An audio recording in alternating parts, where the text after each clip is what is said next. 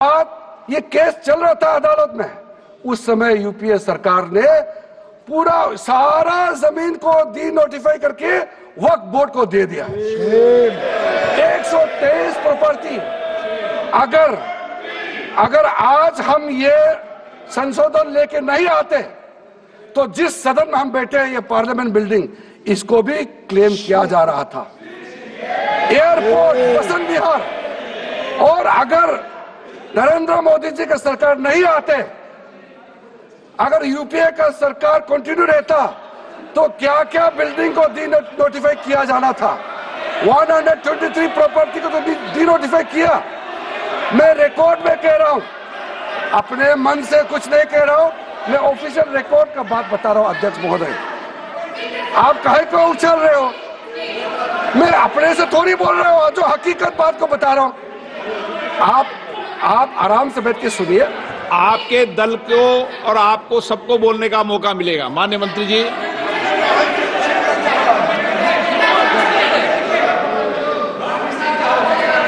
Sir, मैं फिर से कह रहा हूं, मैं एक शब्द अपने ओर से नहीं कह रहा हूं, जो घटना है, जो हकीकत है, यही कह रहा हूं। इनको इसमें इतना उछालने का, उत्तेजित होने का कोई मतलब ही नहीं है सर। अध्यक्ष महोदय,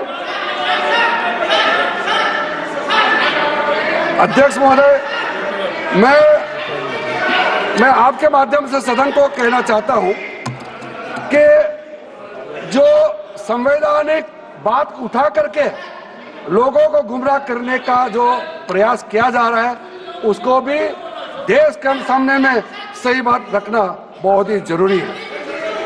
एक बात बार बार इन लोगों ने कहा गया है कि ये जो वक्फ अमेंडमेंट बिल है, ये आर्टिकल 25, आर्टिकल 26, आर्टिकल 30 का उल्लंघन करता है करके इन्होंने इल्जाम लगाया। पढ़ चुका हूं, आप पढ़ लो। कभी भी डिबेट के बीच में पॉइंट ऑफ ऑर्डर नहीं होता है। व्यवस्था दे दी है, पंथवा ना कभी। माननीय मंत्री जी बोलिए।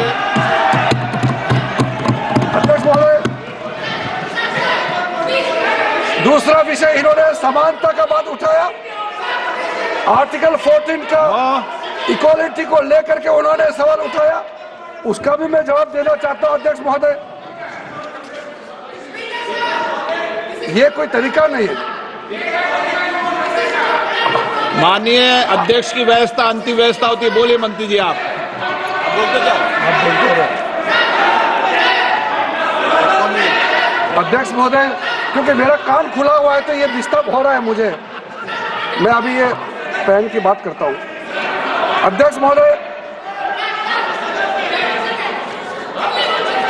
महोदय, ये वक्फ बोर्ड का जो काम है, ये बेसिकली वक्फ प्रॉपर्टी को जो संभालने वाले मुतावली और जो वक्फ प्रॉपर्टी को व्यवस्था करते हैं, उसको संचालित करने के लिए ये गवर्नेंस का, सुपरविजन का एक प्रावधान है। किसी भी तरीके से वक्फ बोर्ड वक्फ प्रॉपर्टी को मैनेज नहीं करता है। वक्फ बोर्ड वक्फ प्रॉपर्टी मैनेजमेंट में हस्तक्षेप नहीं करता है। अब साफ साफ सुन लीजिए, अगर इसके पास तर्क नहीं है तो इस तरह यहां डिस्टर्ब करके बहस का स्तर को गिराने से कोई फायदा नहीं है सर।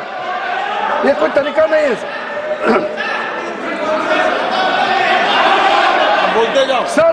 वक्फ बोर्ड का क्रिएट करना, एक जो वाकिफ होता है, जो अपना विलिंगली वक्फ क्रिएट करता है। मैंने व्यवस्था दे दी है, आप जब समय हो तो बोले नो, प्लीज बैठिए। ये तरीका ठीक नहीं है आपका, बैठिए आप। नो, बैठिए। माननीय मंत्री जी, सूची है 2013 की प्रॉपर्टी निकाल बताना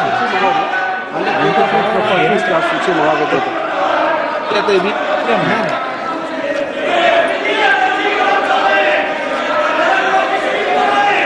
अध्यक्ष महोदय, सबको बोलने का मौका मिलने वाले हैं, तो कम से कम बात को शांति से सुनने के बाद आप अपना बात रखिए। ये जाता है। सर,